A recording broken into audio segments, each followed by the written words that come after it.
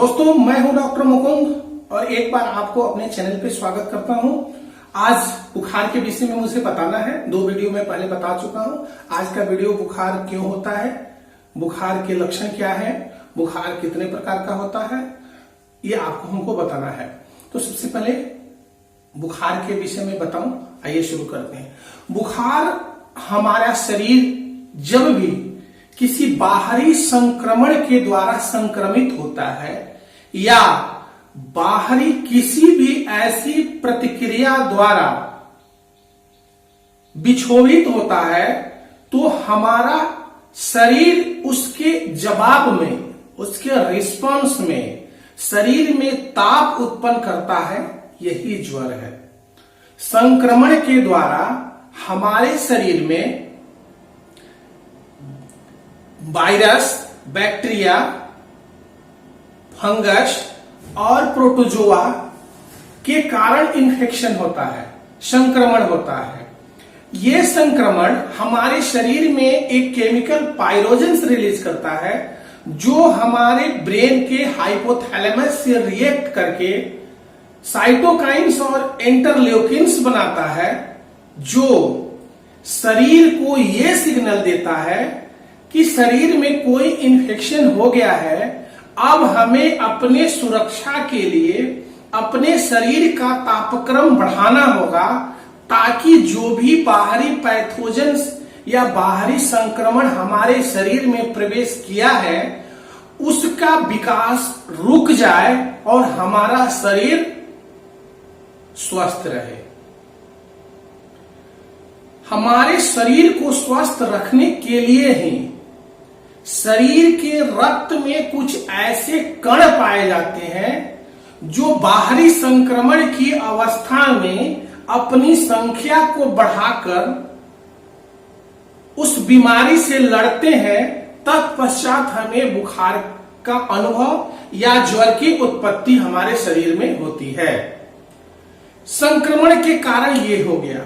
इसमें हमारा immune defence mechanism, रोग प्रतिरोधक क्षमता के कारण ही ज्वर या बुखार होता है। ऐसा कोई जरूरी नहीं कि संक्रमण के कारण ही बुखार हो। बिना संक्रमण, बिना इन्फेक्शन के कारण भी बुखार होता है। जैसे कैंसर में, कनेक्टिव टिश्यू डिसऑर्डर में, हमारे ब्रेन हैमरेज में, दिमाग में जब नस फट जाता है तब, जब हमारे शरीर में चोट लगता है तब, शरीर जल जाता है तब, इन सारी परिस्थितियों में भी हमारा शरीर उनसे भरसक लड़ता है और जब नहीं लड़ पाता तो हमें ताप के रूप में एक ऐसा सिग्नल देता है जिससे हमको या सभी को अनुभव होता है कि हमारे शरीर में कुछ गड़बड़ हो रहा है। तो दोस्तों, आप अब समझ गए होंगे कि बुखार क्यों होता है। बुखार कितने प्रकार का होता है।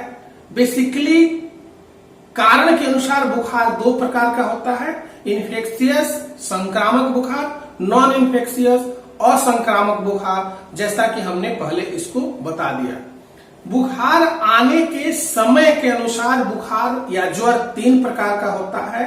संवेगी फीवर, संवेगी ज्वर, कंटिन्यूअस फीवर, विषमवेगी ज्वर, रेमिटेंट फीवर और मुक्तानुबंधी ज्वर, इंटरमिटेंट फीवर। कंटिन्यूअस फीवर यानी संवेगी ज्वर पूरे 24 घंटे में उसका तापक्रम या टेम्परेचर बराबर रहता है। कभी भी 1 से 2 डिग्री भी कम तो होता नहीं है, 1 डिग्री ज्यादा होने की संभावना ज्यादा रहती है। तो दोस्तों, संवेगी बुखार में, संवेगी ज्वर में, कंटिन्यूअस फीवर में बुखार 24 घंटे बना रहता है जब तक कि दवा न दी जाए, शरीर का तापक्रम अपने नियत ताप पर नहीं आता है। विषमवेगी रेमिटेंट फीवर में बुखार लगातार बना रहता है और 2 से 3 डिग्री भी ज्यादा अपने मैक्सिमम टेम्परेचर जितना गेन किया है, जितना ग्रहण किया, उससे ज्यादा भी 2 डिग्री तक तापमान बढ़ने की संभावना अगले 24 घंटे में रहती है। और कभी भी ये नियत ताप पर नहीं आता है जब तक कि दवा न दी जाए। लेकिन संवेगी बुखार के, संवेगी ज्वर के उलट इसमें टेम्परेचर बढ़ने की संभावना रहती है। मुक्तानुबंधी ज्वर इंटरमिटेंट फीवर में 24 घंटे में 2 या 3 बार या 1 बार बुखार अपने, ज्वर अपने अधिकतम लेवल तक, अधिकतम मानदंड तक बढ़ जाता है और कुछ समय पश्चात बिना दवा के भी शरीर के नियत ताप पर शरीर का तापमान आ जाता है। यही इंटरमिटेंट फीवर है।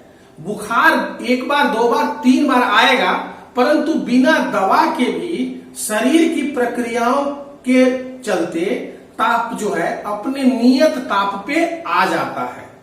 तो दोस्तों ये हुआ इंटरमिटेंट फीवर। कंटिन्यूअस फीवर का एग्जाम्पल है टाइफाइड, जिसमें लगातार बुखार बना रहता है।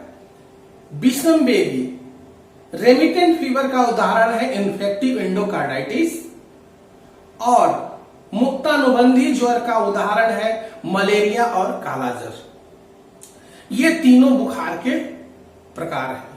बुखार के लक्षण क्या है? तो सबसे पहला और प्रमुख लक्षण है वो है शरीर का ताप बढ़ना। जब भी आप थर्मामीटर लगाएंगे, शरीर का ताप क्रम नॉर्मल जो 37.5 डिग्री सेल्सियस या 98.9 डिग्री फ़ारेनहाइट से ज्यादा मिलेगा आपको, तो समझ जाइए कि आपको बुखार हुआ है। दूसरा, ताप बढ़ने से प्यास अधिक लगती है, पानी पीने की इच्छा ज्यादा होती है, क्योंकि स्वेटिंग में पानी का लॉस होता है, वाटर का लॉस होता है। तीसरा, हेडेक होता है। वैसोडाइलेटेशन के कारण ऑक्सीजन डिमांड ब्रेन में कम हो जाता है, इसलिए हेडेक होता है। बदन में दर्द होता है, शरीर में दर्द होता है, सर में दर्द होता है और हमारा हृदय का चाल बढ़ जाता है। शरीर का ताप इसलिए बढ़ता है कि हमारे शरीर के अंदर जो भी संक्रमण लगा है, वायरस से, बैक्टीरिया से, फंगस से, प्रोटोजोआ से, उनका इस ताप के चलते जो वृद्धि है वो रुक जाए।